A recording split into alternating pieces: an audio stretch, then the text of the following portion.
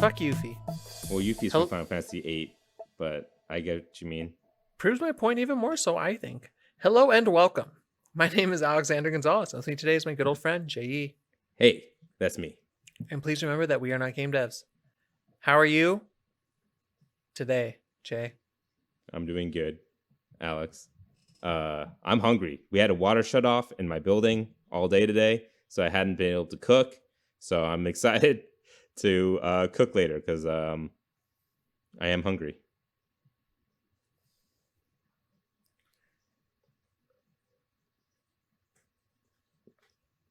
Can't you cook without water? Well, I have to wash stuff. You know, I'm not gonna use unwashed veggies. But those are not the meals that we are talking about today. Today, we are creating something new. Every week, we are not game devs. We'll create a new exciting video game idea that we have always wanted to play, but do not have any knowledge or know how to create the wonderful experience that is video games. And today is my turn to present We Are Not Game Devs, 158th IP. Now, I'm going to give you some things that are non-negotiable that I want the game to be built around, a skeleton of sorts, so to say. And then I'm going to leave the rest up to interpretation. Yep, new people moved in. All right, this is going to be fantastic. So,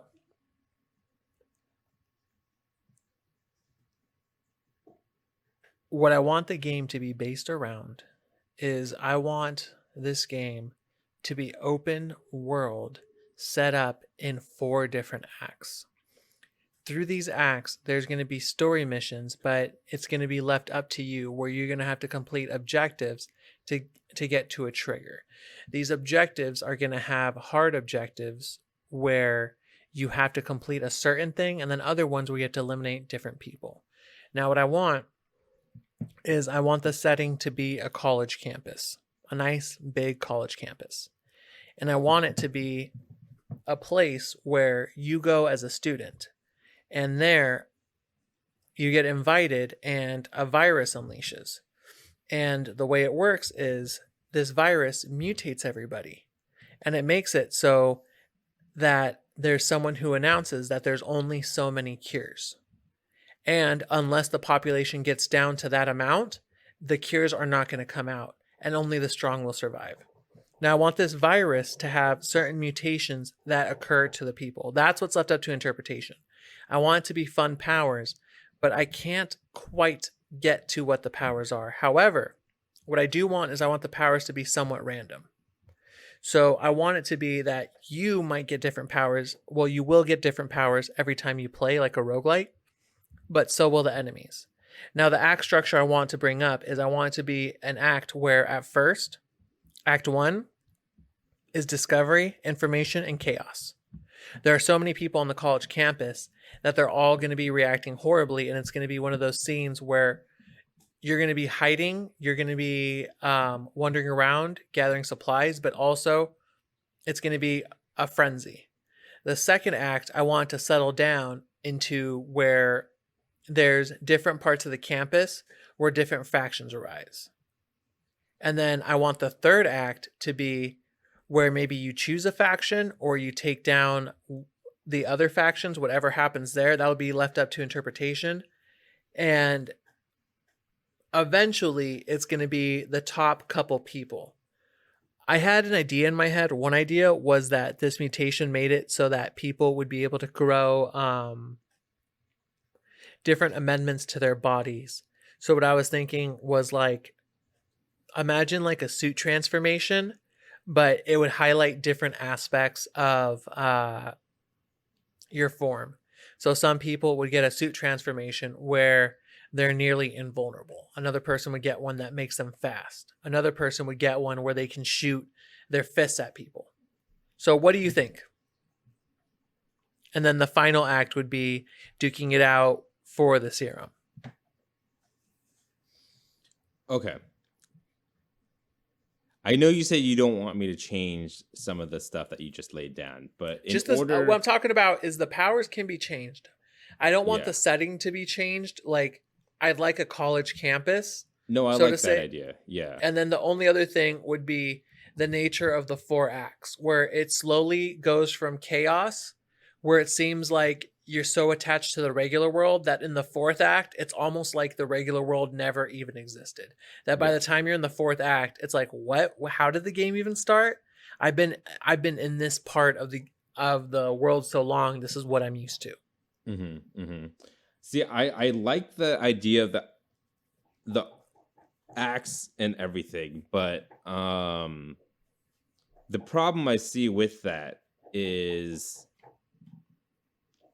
okay, there's 2 problems I see with it. The one is, are you super tied to you as a player not having any set move list and you want it to be like a roguelike? Because then the problem lies where, do you have to do all 4 acts again each time you die and get a new power and stuff like that?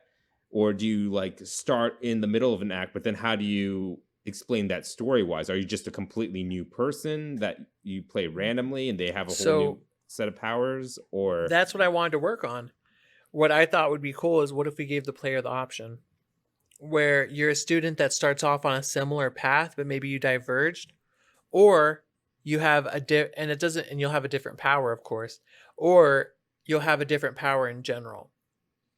What I'm drawing inspiration from is, I like the idea of One Piece, the manga, where there's some zany powers, but due to creativity, you're able to fully utilize these powers. So things that you don't normally think would be very good can turn out to be really, really good.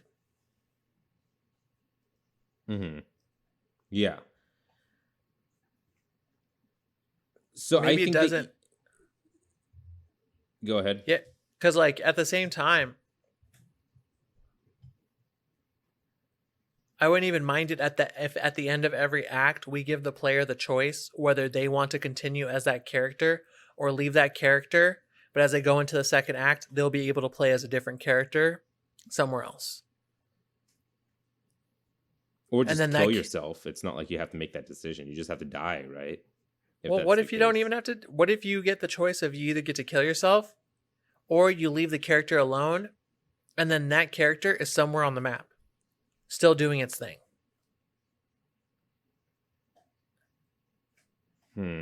Is that something we could work out? I mean, I could see how that would work out. That person, if you decide to leave your character and start a new one, we could like do something where if you find your character and kill him, you get something out of it. But it's like, well, you know what you items get? they're carrying. Yeah, that's true. But like, it's not like you could upgrade your powers any, because then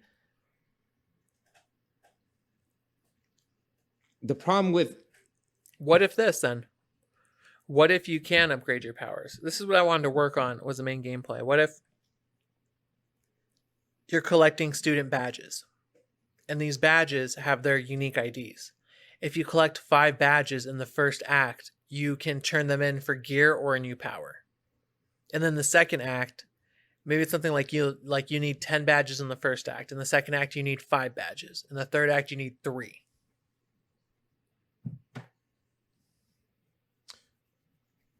I don't think it's a new power, because it's a mutation from this virus. It's not like, Yeah, I think it would be better if instead at the vending machines there was equipment to supplement your power and your playthrough on how you wanted to play.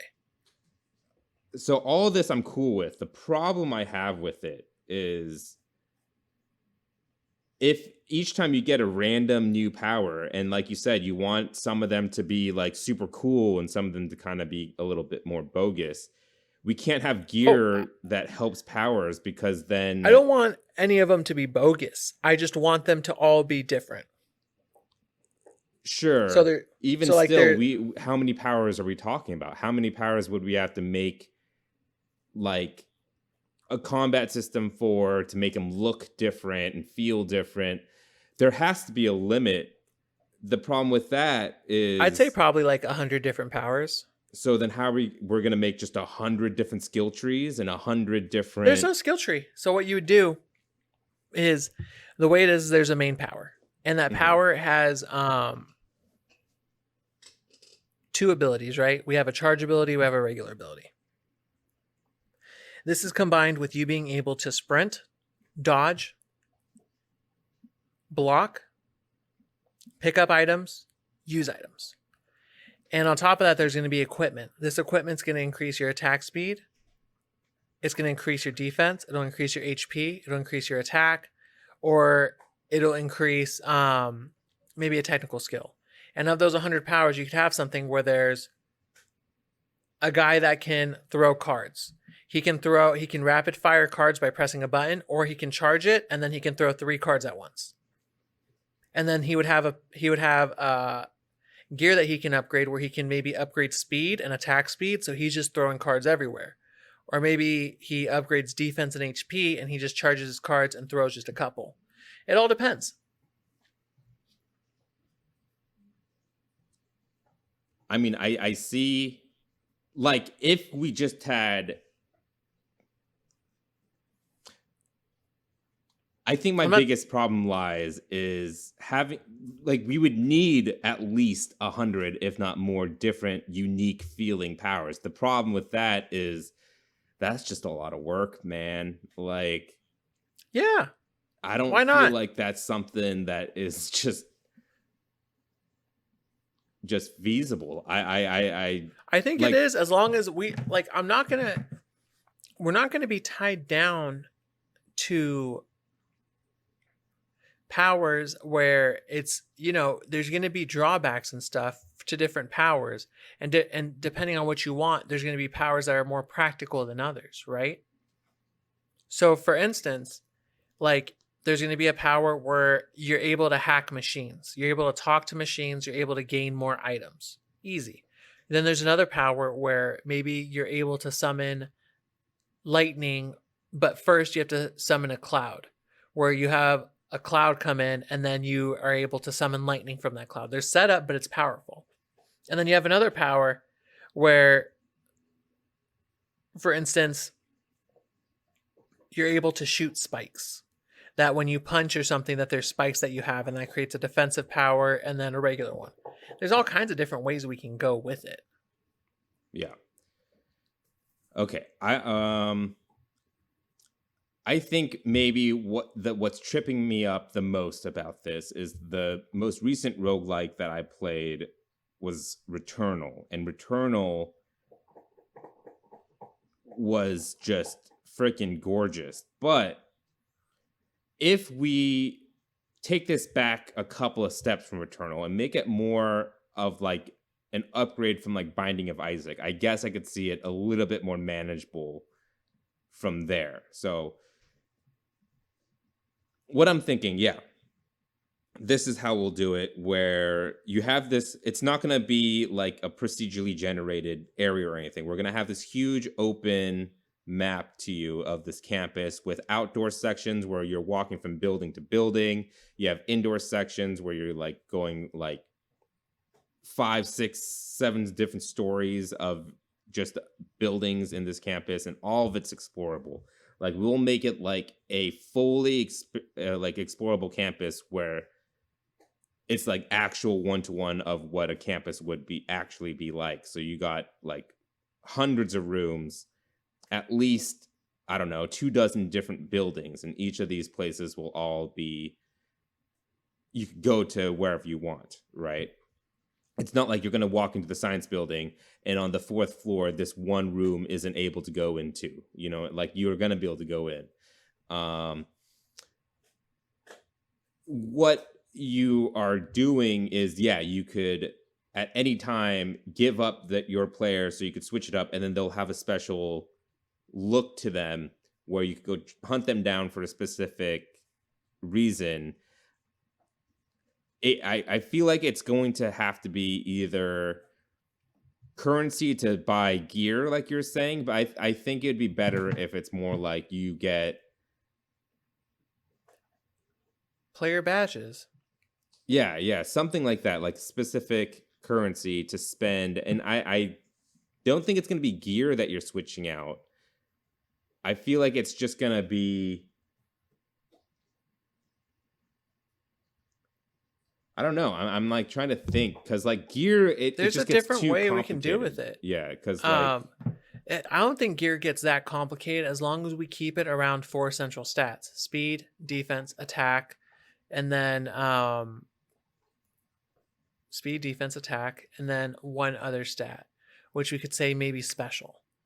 If we do it around those 4 things, it's really not that bad. You can have a speedy special player, you can have a defensive special player, you can have uh, an attack like a battle mage and go well, that route. see, the problem with the gear is that means on top of these 100 powers, you have the like I don't know. That means you're probably gonna have to have what 500 pieces of gear, 100 for each piece, like head, torso, No, bottom.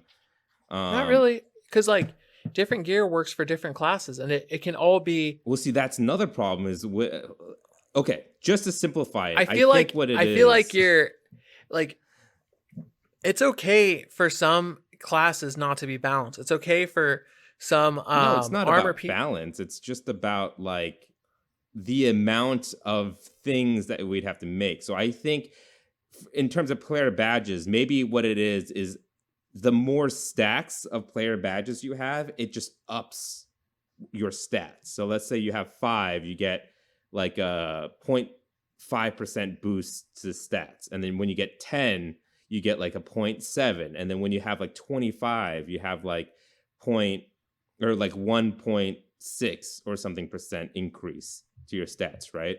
So maybe when you leave your body or leave your character to start as a new player, you'll start back again at 0 badges or whatever, but you could hunt your player to get like extra badges and then it Mm-hmm. like multiplies exponentially from that way where like so eventually at a certain point you'll have like 1,000 badges and then all your stats will be like way faster, you'll have higher defense and all that type of stuff. That way we wouldn't have to make different gear for different classes or powers that associate to them, and so you're not like picking up gear that you can't use Yeah. because you don't have that kind The of power, you the know. only reason I think I'm wrapping my head around this better is there's literally 900 Pokemon with all different moves, and they're all based around HP, attack, Mm-hmm. defense, special defense, and speed. So I can attribute to 900 different people those 5 stats. But that was over But like 30 years, you know what I mean, that you got those yeah, 900 Pokemon, not all at once in I one think game. the gear I would want to make it look cool eventually as it goes on. Um, I think there's different ways where you can kind of do it. There's different ways, but I think as the game descends more into madness, and it's clear that the world that once was isn't anymore, the gear is going to start changing, where it's going to go from students trying to do makeshift gear into looking really cool. So you really want the gear thing, because I feel like my It badge doesn't have idea to. was I pretty don't good. care about like it being powerful or not, but yeah, Yeah. these kids are not going to be wearing backpacks, shorts, and shirts by the end of this. There's just no way. So how about this, where it's split into those different arcs, And right? it doesn't matter how. Like we can talk about the guy who introduced the virus or the woman drops the gear anyway and like plays the pawn game or just goes and sees. I think I think it's just gonna be. I feel like it should just all be cosmetic, where it's random looks for your characters, and as the arcs progress, there's a whole new set of clothes that are made for that arc. So each arc will have like different clothes sets, not sets, but like different random generated clothes that could be on everybody. And as the arcs go on, they get more and more like they start looking more and more different, and more makeshift and like cobbled together, where like maybe by the end of it people start making makeshift armor and stuff. It's just more cosmetic in my head though. And then maybe there is like a premium store that you could go to and spend like some dumb currency that you're always accruing so you could like change your character to make them look the way you And want them to look. these stores are going to be different vending machines and stores set up around where there's going to be otherworldly characters. What I mean by that is they're going to be humanoid, but they're going to look very, very different. In fact, they're going to look like the gear that I'm talking about that other people wear. by the end of the game, but they're going to have that gear even from the first act. Now, Yeah. another thing I want to do is I want this game to have acts where you have to get down to a certain player population in the game where, like, I'm just talking about students. And then after that, there's going to be key story things as well that you can do. And just go that route. So that there's going to be certain things at the end of an act or the beginning of an act that will be kind of scripted that will then change how the game goes. It'll be, you know, something like that, that after that's going to change the world a little bit more, add a little bit of spice. Mm-hmm. What is stopping the player from nearing the end of a specific player count? Let's say at Act 2, you have to have lowered the player amount to like 10,000, and maybe you're at like 10,002. What's stopping the player from just committing suicide or letting them die twice? To like That's bring it down? 10,001 or 10,002. You can. That's fine. But then, though, like, if you give up 2 players, that's 2 powerful players that now you'll have to face, that you know have been upgraded and have good armor. And you might see them around or you might not. I'm sorry, I think I misunderstood something. When your player dies, do they not just leave the game? Do they become some kind of mutated being? No, you can leave your player and then play another one, or you can kill your player and go down to 2002 if you'd like, but you're losing out on gear. You know, you're going to start over. You're going to have the chance to reroll your stats, but that doesn't mean that you're going to be in an advantageous position when you sacrifice.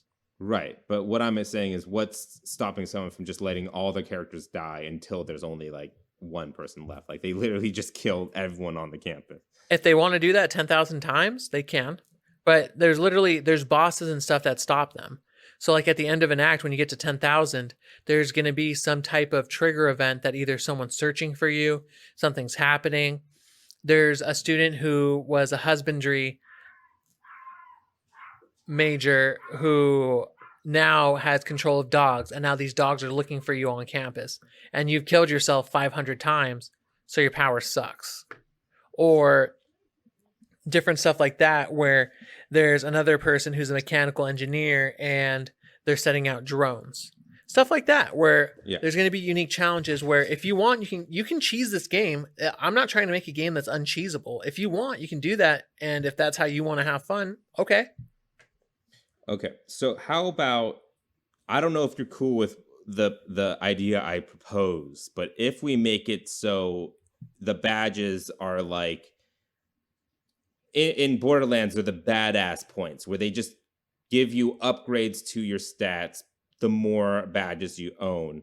And so like each time you leave a player character to go find your character, you get like your badges times 5. But then at the start of each act, when you decide to switch characters, your base character starts with a certain number of badges automatically. So in case you accidentally lose all the badges, let's say it's like in Demon Souls when you die with like 10,000 souls and then you die again, you can't collect those 10,000 souls anymore. If that ever happens and you're in Act 3 and now all of a sudden you're underpowered and everyone else around you is super, super strong, you won't be super underpowered because we start you off with a certain number of badges. So you already have a decent stat boost.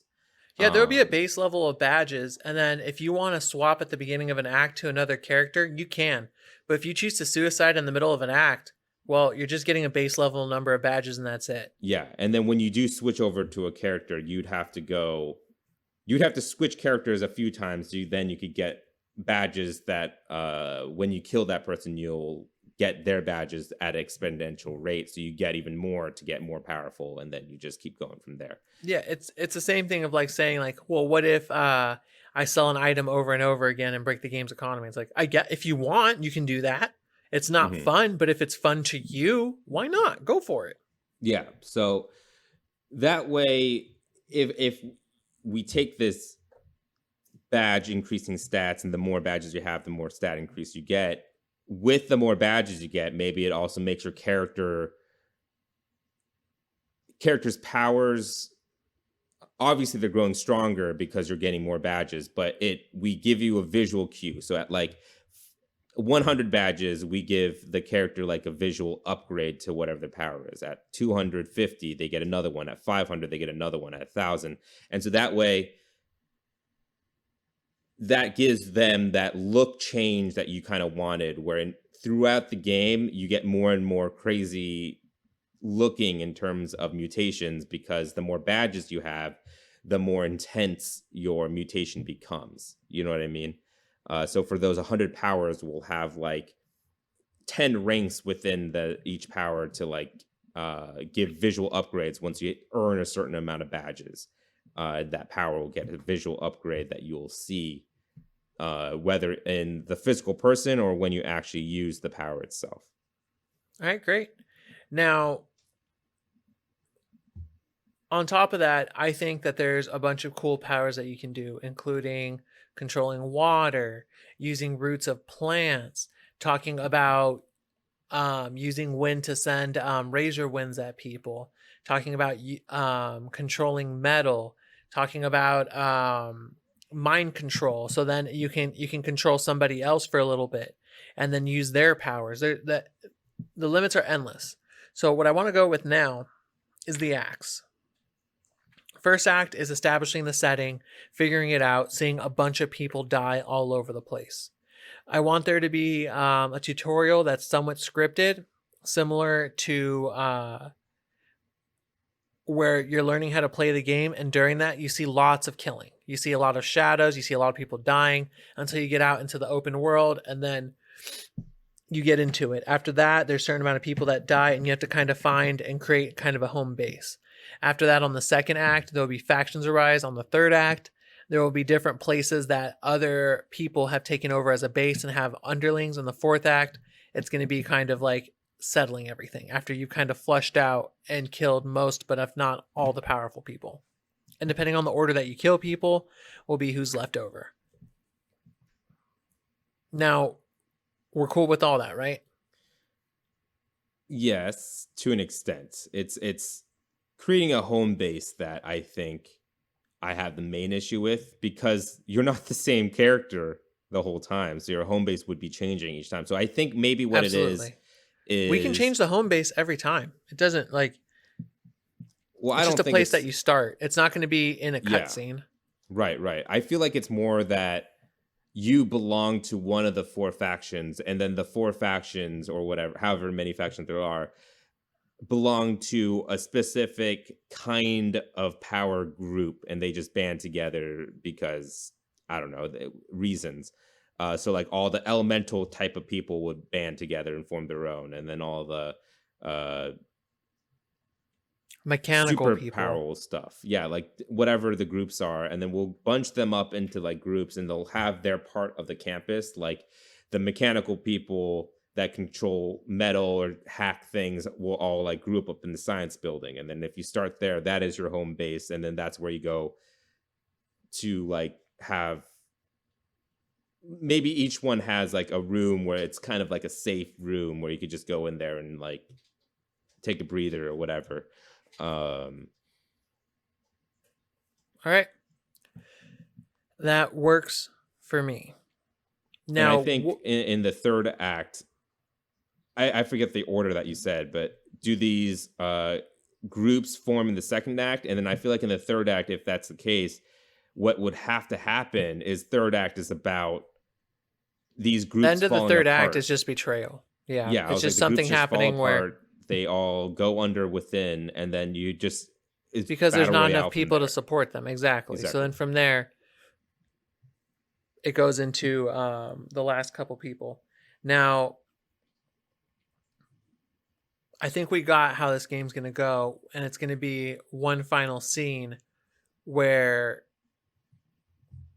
what I want there to be is when you get there and you find the guy that's been doing all this, or the woman or the thing, they're already dead. There's somebody there, a student who actually got there, has won and has taken the powers and has become something more than themselves. And then you have to face them. Like, so the game doesn't actually perfected the mutations or something like that. Yeah, exactly. So their power has elevated.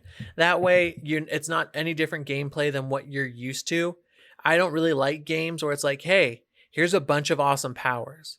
But in actuality, you're going to have to use a big ass railgun or hop into a mech to which you've never done before to kill the last boss. Don't like it. I'd rather you go on and use your powers and use the gameplay that originally made you fall in love with the game. So that's why I wanted to go with it. Now, how did you? Mm-hmm. I was going to say for the last boss fight, what if we had it where, let's say there's, throw out a random number, 500 is the amount of cure or whatever. So 500 is what you need.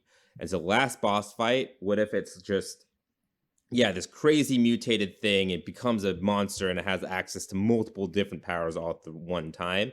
And it's still a humanoid. I don't want it to be a blob. I don't want this to get any close to Resident Evil or any other thing where I'm facing just a big fucking blob. I hate that shit. Right. What if the last boss just looks the most like a regular ass human that you've ever seen? He's just a normal looking dude, but he just has access to a bunch of powers.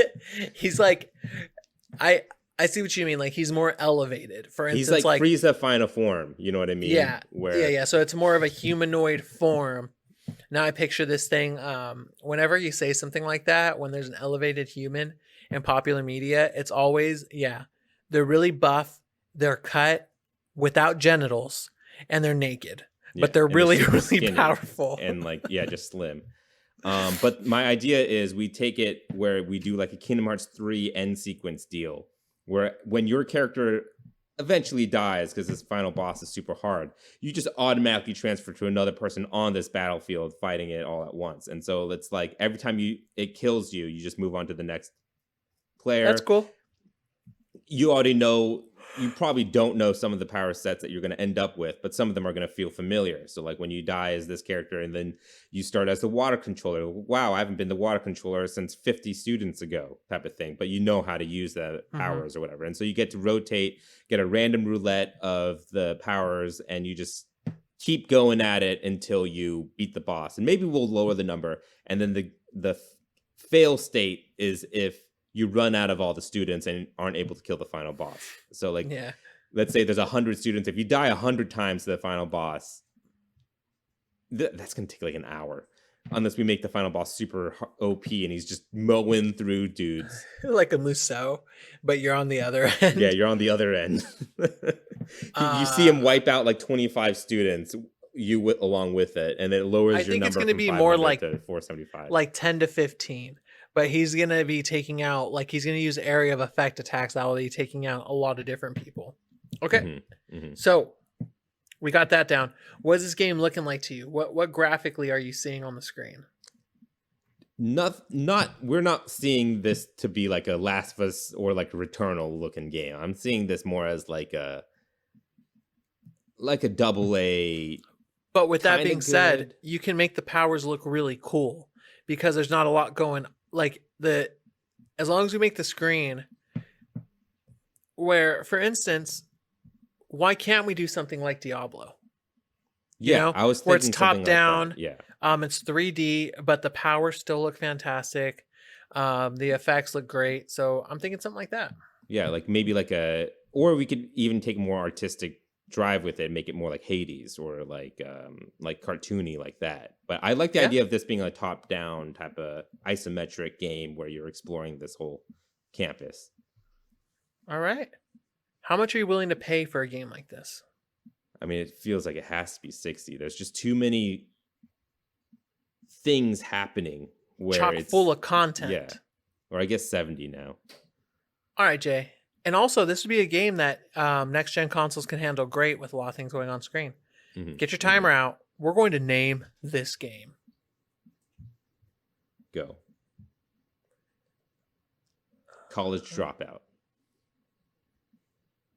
That works perfect. All right, College Dropout. In 8 seconds.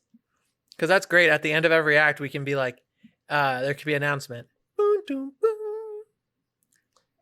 Good morning, students. 13,000 of you have dropped out. Wow, it's going to be like, I have so many inspirations for this game I'll talk about after. Yeah. I feel like it would be like a Hunger Games thing where throughout the entire game, if you look up, I guess you can't because it's isometric.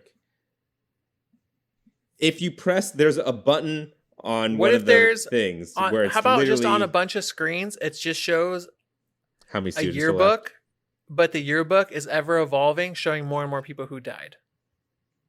I was thinking more like there's a button specifically, like let's say on the DualSense, if you press on the touchpad, your character will look up and it's how many students are left type of thing. We can do that. What if we have it where it's a phone, where you look at your phone and there's a student Mm, directory? yeah, yeah, I like that. I like that. Where like the pause menu is the phone, and you could just see the number Mm-hmm. changing slowly. And I guess is it going to be like that where there's just going to be players dying without you doing anything? Yeah. You're gonna That's allowed to happen. Yes. How many students are there at this school? Like, I don't know.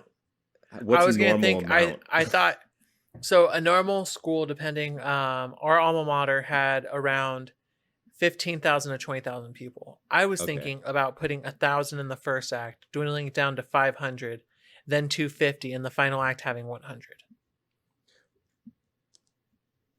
And the first act, people would be dying all the time. That's kind Yeah. of what the first act is about. The second act, still, but much slower. By the third act, everyone's kind of settled in. If you have 4 factions of 250 kids, that's about 60 kids per faction. Not bad, especially when you see Yeah. some of them killing each other anyway. I mean, what stop? I feel like we could just, yeah, put 15,000 kids. The first act, you see that number drastically drop. And I'd say when you transfer acts, there is a story cutscene moment where it can Yeah. explain why there's a huge drop off. We can even have time skips too. That's like it's Yeah. totally okay. I want there to be a nice, compelling story Hmm. that goes alongside companion this game. Right. And I think there's nothing wrong with, like, in the first act, the random player amount is dying super quick, but to get to 15,000 to, like, I don't know, 7,500 by the second act, Well, we can like, also do naturally will something take like, for a while, but and a cutscene can explain away where it shows like, and then through the night the killing continued, and it just shows the number yeah. go down. Or they blew up the hub area and this many people died. And maybe in each act there's going to be big campus map changes like that, where we destroy a whole side, or this faction built something with their power. So there's like a new tower of a makeshift weird metal tower that just erupts or erects in the second act or something like Yeah, that. and I mean there could be things where there's people who have powers who are builders. So then they set traps in their own places. I like Hmm. that.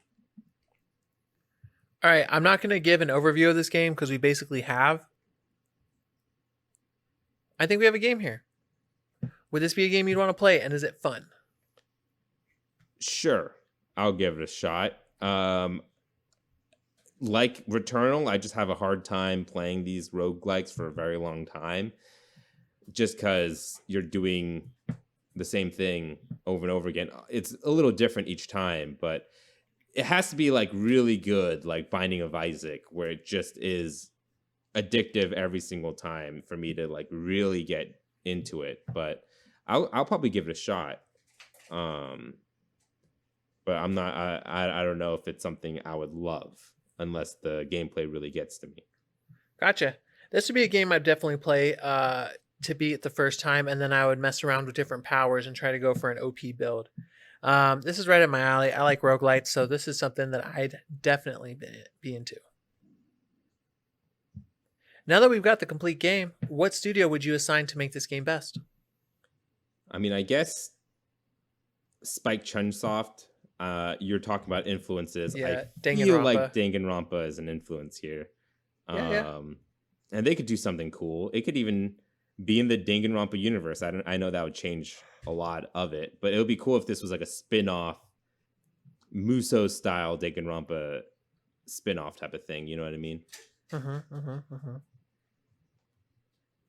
I think that would be really cool. Um, Atlas would be an easy studio to do this with. This is something that's right in their wheelhouse. I think Yeah. Spike Chunsoft, Atlas would be a thing.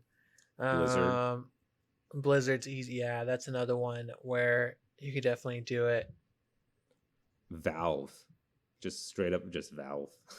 Valve is another great one. I wouldn't think that they. I mean, Valve would be perfect for this kind of thing. And with that, our 158th IP has gone gold. We hope you look forward to this experience that will probably never release. You can write to apphoundgames@gmail.com if you have anything to patch into the game we create today. Also, give us feedback. We are still learning how to make this show better, and your feedback really helps. We have a Patreon. If you'd like to back our ideas, please head over to patreon.com/wearenotgamedevs. Patrons receive episodes 2 days early and an extra podcast at the beginning, which you caught the tail end of our conversation at the beginning of this episode. That's patreon.com/wearenotgamedevs. If you liked our show, why not subscribe and give us all the stars on Apple Podcasts, Google Play Store, Spotify, YouTube, and more. And if they ask for a review instead of reviewing our show, become your inner game critic and review College Dropout, the game we just created. Thank you for joining us today. We'll be back next Friday with another new IP. Again, my name is Alex Gonzalez. And I'm Jay Yee. Thank you, and please remember that we are not game devs. So the One Piece inspired me.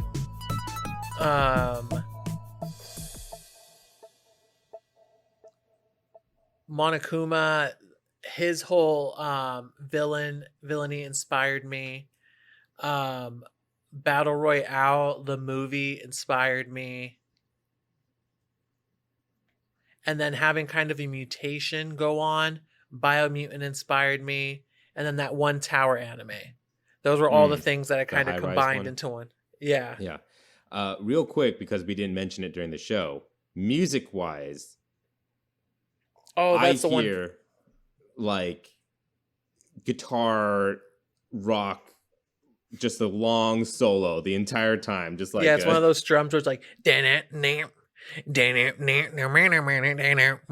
as you're kind of going through. Yeah, and then like in like more lull moments, I just hear like one solo guitar on the higher parts of the strings, just doing na na na na na na. You know what I mean? Just like a sick guitar solo.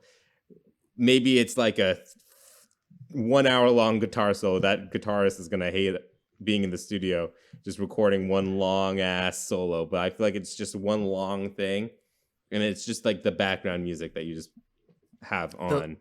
The lead guitarist asks, "When are the other members getting here?" And we say, "What other members? You're all we need."